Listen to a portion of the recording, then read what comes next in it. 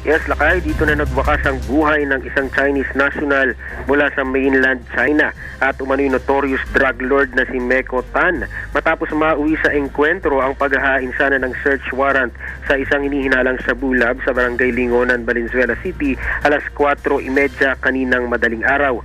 Ayon kay Police Superintendent Albert Ferro ng Anti-Illegal Drugs, nagtangka umanong tumakas si Tan gamit ang puting Honda Civic na walang plaka nang matunugang may pulis sa lugar.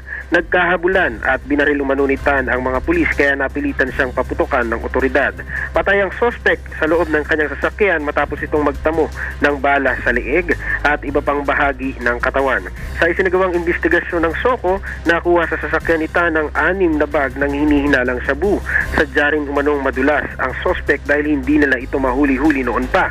Base sa report ng PNP, 2003 nang magsimulang mag-operate ng Shabu Lab si Tan sa Cavite kung saan daan-daang kilo ng shabu ang nakuha. Siya rin umano ang operator ng isa pang Shabu Lab sa Scout Huatoco sa Quezon City noong 2005 kung saan 70 kilo naman ng shabu ang narecover ng PNP subalit hindi rin nahuli si Tan. Magandang implikasyon naman ito para kay PNP Chief Ronald Bato de la Rosa. Anya, patunay ito na hindi lang maliliit na drug personality ang kanilang nahuhuli kundi pati mga drug lords. Simula pa lamang anya ito at marami pa ang mahuhuling malalaking drug personalities.